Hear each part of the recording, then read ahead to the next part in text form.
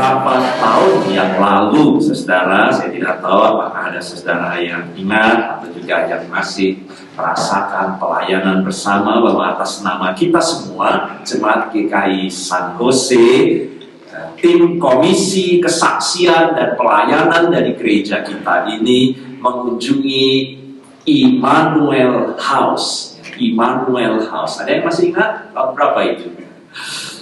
Ya, rumah yang dipakai oleh Presbyterian Church of USA untuk menjadi tempat pelayanan kasih untuk penampungan sementara bagi para pengungsi.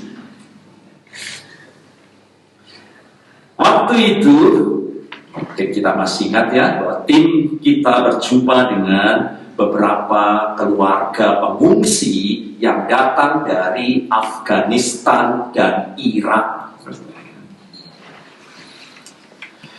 Kunjungan pelayanan itu, waktu itu menjadi program dimaksudkan untuk menyatakan solidaritas kita ya, dengan para pengungsi yang dalam kesusahan ya. Menjadi kunjungan kasih dan persahabatan, di mana kita menyediakan makan malam dan kita makan malam bersama-sama dengan mereka, dan kemudian kita juga menyampaikan beberapa barang-barang yang mereka butuhkan selama dalam pengungsian itu. Kita mau menyatakan solidaritas kita kepada mereka yang datang sebagai orang-orang asing yang dalam pergumulan dan kesusahan. Dan waktu itu saya ingat lirik lagu dari Ambon. Ya, mungkin saudara dari Indonesia tentu tahu semua lagu ini. Siapa hendak tolong beta. Ya, itu lagu Ambon berkata begitu. Beta ini susah Karena banyak orang Ambon memang merantau Jawa, dan lirik ini bercerita tentang kesusahan, kesedihan orang yang hidup dalam perantauan. Mungkin saudara dari Indonesia kemari sebagai perantau, mungkin tidak dalam konteks ini karena saudara menjadi lebih baik. Tetapi di tengah-tengah orang-orang dan kehidupan yang sangat asing, jauh dari sanak saudara yang dapat menolong, jauh dari sumber-sumber pertolongan yang dapat diandalkan orang sedang dalam kesusahan. Itu yang dimaksud orang-orang asing di dalam Alkitab. Nah, ketika kita melakukan program seperti itu, ya, solidaritas kasih kepada orang-orang yang menderita, toh ada juga yang bertanya, program seperti itu apa gunanya dan manfaatnya buat gereja kita ini? Apa gunanya buat gereja kita? Lebih baik dipakai untuk kalangan sendiri, jelas-jelas akan bermanfaat dan berguna untuk gereja kita. Demikian sampai sekarang, kan? Baru saja juga kantong hijau diedarkan buat kita. Untuk apa kita pikirkan orang di Cianjur yang kita tidak kenal dan sebagainya, dan kita punya solidaritas untuk berbagi kasih dengan orang-orang yang tidak sama sekali kita juga tidak tahu, tidak kenal, jauh sekali di sana di Cianjur. Ada juga sampai sekarang saya dapat lihat kita melakukan pelayanan kasih kita, solidaritas sosial kita sampai ke Indonesia. Ya, kita memiliki begitu banyak program saat ini dilakukan oleh Komisi Kesaksian dan Pelayanan kita. Antara lain ada di Bali, kita membantu beasiswa buat anak-anak yatim piatu. Kita juga membantu anak-anak yang tidak mampu yang sekolah di sekolah-sekolah Kristen di Bali. Kita juga membantu panti asuhan yang ada di sana. Kita juga memiliki beberapa program-program pelayanan kasih di sana. Penatua Hindratna dan juga ketua dari Komisi Kesaksian Pelayanan Bapak Kongres Susanto juga baru saja pulang dari Bali melihat dari pelayanan kita, dan juga tentu untuk melihat tindak lanjutnya yang kita nantikan nanti, informasi dari mereka saat melakukan kunjungan misi ini ke Bali. Mungkin juga masih muncul pertanyaan seperti itu. Apa gunanya dan manfaatnya buat gereja kita ini sampai jauh-jauh ke Bali seperti itu? Apakah hal seperti itu berguna dan bermanfaat buat gereja kita?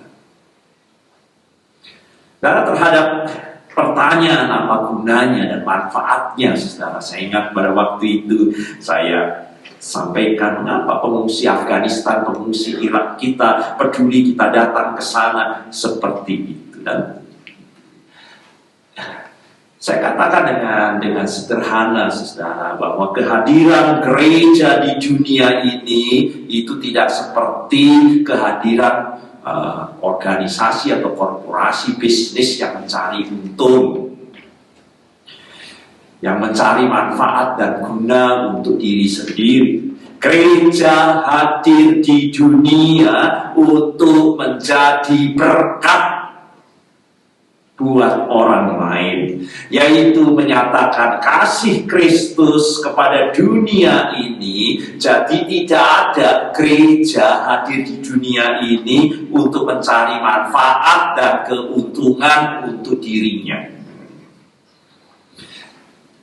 Gereja juga bukan untuk kalangan sendiri. Kasih Kristus itu selalu mendorong agar menjadi berkat buat orang lain. Iman dan kasih yang sejati di dalam Kristus itu akan selalu berbuah solidaritas kepada sesama, solidaritas kasih kepada sesama. Kita, sekali lagi, gereja dihadirkan Tuhan, dilahirkan Tuhan untuk berdiri di dunia ini, bukan untuk mencari manfaat dan keuntungan untuk diri sendiri seperti dunia bisnis dengan perusahaan-perusahaannya. Kita ini dipanggil untuk melakukan pelayanan.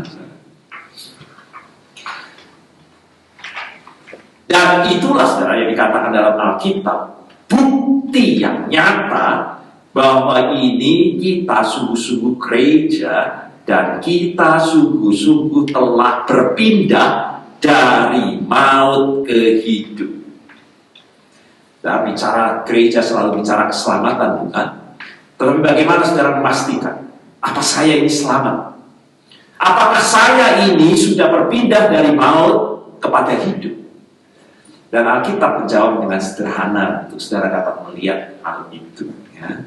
Kita tahu, nah itu awal dari 1 Yohanes 3:14. Kita tahu, jadi kalau saudara mau tahu, inilah yang akan membuktikan saya ini selamat, saya ini sudah pindah dari maut ke hidup atau belum. Kita tahu bahwa kita sudah berpindah dari maut ke dalam hidup, yaitu karena kita mengasihi saudara kita. Barang siapa tidak mengasihi, ia tetap dalam maut.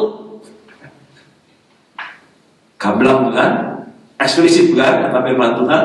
Kalau saudara mau tahu apa saudara ini masih hidup dalam maut, apa saudara ini sudah berpindah kepada kehidupan yang kekal. Hanya gitu. Nah sekarang sudah tahu, aku tahu sekarang bahwa kita sudah pindah dari dalam maut ke dalam hidup, yaitu karena kita mengasihi sesama kita ini. Barang siapa tidak mengasihi, ia tetap di dalam maut. Supaya saudara tidak salah mengerti, saudara, itu bukan berarti jika kita mengasihi sesama kita, kita akan diselamatkan. Kita hanya diselamatkan oleh Kristus Yesus dalam penebusannya. Namun kasih kepada sesama itu, saudara, merupakan bukti. Jadi kalau saudara mau tahu apakah apa buktinya bahwa saudara itu sungguh-sungguh percaya kepada Kristus dan sudah menerima keselamatan. Jadi ini bukan jalannya, tapi ini buktinya, saudara, bahwa kita sudah diselamatkan. Kasih kepada sesama membuat kita tahu bahwa kita ini sungguh-sungguh sudah dilepaskan dari maut. Kasih sejati selalu berbuah solidaritas kasih kepada sesama, khususnya kepada mereka yang sedang menderita, kesusahan dan membutuhkan pertolongan dan bantuan dalam kehidupan kita ini. Solidaritas kasih itu, saudara, selalu melintas batas. Jadi jangan saudara hanya berbagi kasih dengan batas dinding gereja. Perbuatan kita hanya untuk kalangan sendiri yang dibatasi dengan dinding gereja. Karena kasih Kristus itu menembus batas-batas tanpa memandang perbedaan yang ada. Sebagaimana bacaan Injil kita. Apa bedanya? Ada yang pikir ini yang betul mana 5.000 atau 4.000? Nah, setelah lihat di dalam Injil Markus memang ada 2 kali, karena hanya 2 pasal sebelumnya itu ada kisah Yesus memberi makan 5.000 orang. Hanya 2 perikop kemudian terjadi kisah lagi bahwa Yesus memberi makan 4.000 orang. Di mana bedanya? Mari kita lihat. Nah, dalam 5.000 orang itu, Yesus masih berada di Galilea. Jadi pelayanan yang terjadi 5.000 orang itu terjadi untuk orang-orang Yahudi, kalangan sendiri, ya, sebangsa sendiri. Tetapi saudara, kalau saudara lihat berikutnya, dikatakan bahwa, saya bacakan saudara, kemudian Yesus meninggalkan pula daerah Tirus dan dengan melalui Sidon. Kata-katanya Tirus, Sidon itu pasti saudara, itu orang asing, itu bukan Yahudi saudara, ya. Lalu dikatakan di tengah-tengah daerah Dekapolis, itu bukan Yahudi saudara, itu daerah orang-orang Yunani. Pada waktu itu orang Yahudi dan orang Yunani saudara itu berbeda. Ini orang, kalau Alkitab kan ini orang dekat, ini orang jauh. Ada tembok pemisah antara Yahudi dan Yunani pada waktu itu. Itu sebabnya nanti Rasul Paulus berkata bahwa tembok itu dipisahkan, tak ada lagi Yahudi, tak ada lagi Yunani. Tetapi yang terjadi sekarang ini, Yesus berada di daerah orang-orang Yunani. Maka tadi ayat 10 dikatakan dari daerah Dekapolis ini, Yesus kemudian pergi menuju ke Dalmanuta. Dalmanuta itu pun juga bukan Yahudi. Ini dari kalangan di luar orang Yahudi. Jadi sebagaimana Yesus memberi makan kepada kalangan sendiri orang-orang Yahudi, tetapi di kisah 4.000 orang, Yesus pun dengan cara yang sama juga menyatakan solidaritas untuk orang-orang yang kelaparan pada waktu itu untuk diberi makan, yaitu di kalangan orang-orang Yunani. Yesus tidak memiliki batas tembok dalam pelayanan. Maka Yesus memberi amanat yang sangat jelas, saudara, agar kita semua dengan taat melakukan pelayanan sebagaimana dipanggilkan oleh Tuhan Yesus itu, untuk kita melintas batas-batas yang dibuat oleh manusia untuk membuat lingkaran hanya sempit untuk kalangan sendiri. Tuhan selalu menembus batas, jarak, wilayah, geografis, suku, status, warna kulit, bahasa, agama, yang sering membuat orang bertikai satu dengan yang lain dan membunuh atas nama sukunya dan seterusnya. Tetapi bagi Tuhan, perbedaan bukan untuk permusuhan dan pembatasan, karena Tuhan menembus batas-batas yang dibuat oleh dunia. Maka Yesus segera berkata kepada murid-muridnya, kamu akan menjadi saksiku di Yerusalem. Dan sekali lagi kata dan ini penting, saudara, bukan dikatakan dari Yerusalem kemudian ke, tidak begitu. Dan itu berarti bersama-sama.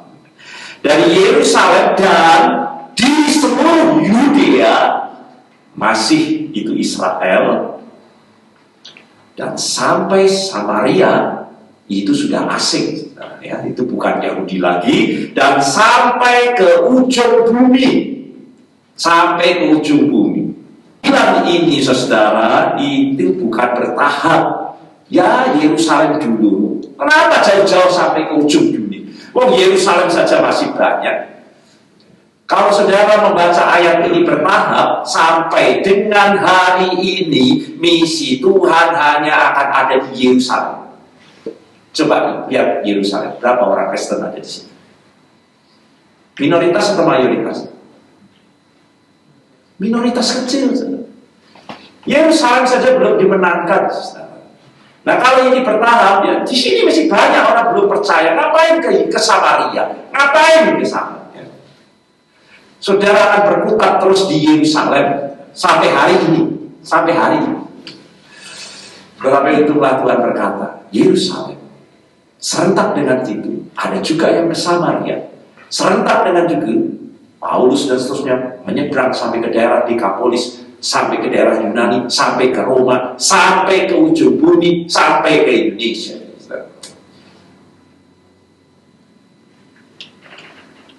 Nah, demikian kita baca adalah bacaan kita yang ketiga, di mana Rasul Yohanes menyatakan dan memuji bagaimana jemaat pada waktu itu melakukan pelayanan untuk orang-orang asing. Dikatakan, di mana engkau berbuat segala sesuatu untuk saudara-saudara, sekalipun mereka adalah orang-orang asing.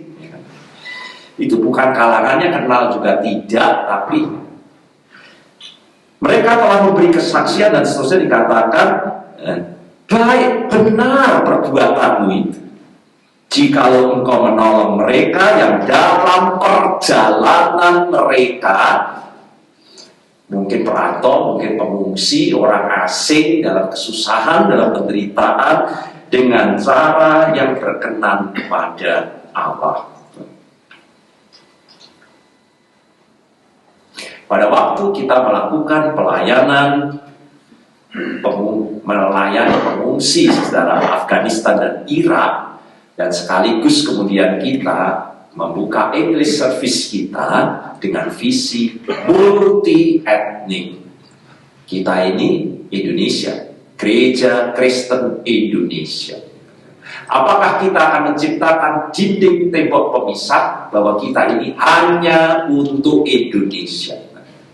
Maka dalam periode majelis pada waktu itu kita harus menembus batas. Maka kita membuka kebaktian English service, dimaksudkan untuk apa? Multi etnik. Jangan kita membuka tembok pemisah bahwa ini hanya untuk orang Indonesia, ya. Maka pasangan-pasangan yang punya pasangan bukan Indonesia menjadi perkampungan, ini rumah mereka juga, kan? Ya, sehingga kita juga dapat lihat siapa, ya, suami dan bukan dari Indonesia, kan? Ya, tetapi toh ini rumah kita, ini multi etnik, ya, tak ada lagi suku. Itulah visi gereja English service, ya, yang kita doakan supaya English service itu dalam perkembangannya pasti dan harus jauh lebih besar dari ini. Ini bahasa Indonesia, terbatas untuk kalangan Indonesia, tetapi di sana itu multi etnik, ya, supaya kita membangun perkembangan gereja kita ini baik dari Malaysia, baik dari Singapura, bahkan bukan saja dari Asia, mungkin juga dari Brasil, mungkin dari Meksiko. Kita harapkan akan dapat bersatu dalam kebaktian English service multi etnik. Dan serentak dengan itu juga kita melakukan pelayanan sampai ke Tracy pada waktu itu, menembus batas kita, dan kemudian kita juga melakukan pelayanan untuk pengungsi Afghanistan dan Irak yang juga mungkin notabene bukan seiman dengan kita, tetapi kita menyatakan solidaritas kita didorong oleh karena visi dan misi yang dinyatakan gereja kita pada waktu itu oleh majelis pada periode itu, yang didasarkan dari bacaan kita yang pertama. Tuhan memanggil, jangan sampai GKI Sanusi ini membangun dinding, dan dinding ini membatasi kita hanya terus berkutat di dinding kita ini. Tetapi firman Tuhan berkata, lapangkan tempat kemahmu itu, dan bentangkan tenda tempat kediamanmu itu. Jangan menghematnya hanya untuk kalangan kita ini sendiri. Pancangkan tali-tali kemahmu, dan pancangkanlah kokoh-kokoh patok-patokmu melebar dan runtuhkan dinding pemisah sehingga kita hanya menjadi sempit untuk kalangan kita sendiri. Saudara, memasuki minggu Advent pertama, saudara, kita dipanggil saat kita merayakan Natal, saudara. Mari kita menghayati dengan sungguh solidaritas kasih Allah. Itulah Natal, saudara. Natal pada hakikatnya adalah demonstrasi solidaritas Allah yang amat prihatin dengan situasi manusia yang telah dikuasai oleh dosa, sehingga dinding pemisah antara surga dan bumi diruntuhkan, sehingga Dia yang datang dari Dia yang di surga meninggalkan surga yang mulia dalam solidaritas untuk manusia, sehingga Dia datang ke dalam dunia menembus batas surga dan bumi. Itulah solidaritas, saudara. Solidaritas, apa itu artinya? Itu sifat hati yang solidar. Apa itu hati solidar? Satu rasa senasib, perasaan setia kawan, tertawa dengan yang tertawa, menangis dengan yang menangis. Yang mendorong kemudian kita ini untuk merasakan apa yang dirasakan oleh orang lain, mampu untuk merasakan kesusahan dari orang lain, meskipun itu bukan kesusahan kita, tetapi kita ikut merasakannya, menanggung beban bersama, meskipun itu bukan beban kita. Itulah yang dimaksud dengan solidaritas. Bukan Yesus yang membutuhkan kita, tetapi Dia mau menjadi sama seperti kita. Itu solidaritas. Sehingga Dia mengambil rupa sebagai manusia, padahal Dia adalah Tuhan. Itulah solidaritas. Dan Dia mengambil rupa seorang hamba, dan Dia memikul dosa padahal Dia tidak berdosa, tetapi yang dipikul adalah dosa kita. Itulah solidaritas. Menjadi sama dengan manusia. Dan itu sebabnya Dia menyatakan solidaritas. Roh Tuhan ada padaku, sebab Ia telah mengurapi aku untuk menyampaikan kabar baik kepada orang-orang miskin, dan Ia telah mengutus aku untuk memberitakan pembebasan kepada orang-orang tawanan, dan penglihatan kepada orang-orang buta, dan membebaskan orang-orang tertindas, untuk memberitakan tahun rahmat Tuhan telah datang. Tahun rahmat Tuhan telah datang. Inilah Advent, itulah Natal, telah datang untuk kita sambut bersama. Selanjutnya dapat kita lihat, saudara, bahwa seluruh pesan dari Kristus Yesus adalah merupakan panggilan untuk membangun solidaritas cinta kasih itu. Seluruh firman Tuhan hendak berkata kepada kita, kasihilah sesamamu manusia itu seperti dirimu sendiri. Apa artinya, saudara?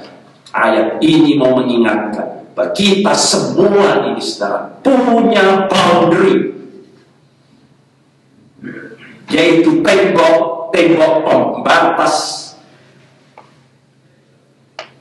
yang tidak kita lihat, tetapi kita ini semua punya tembok pembatas yang membatasi gerak dan kiprah kita.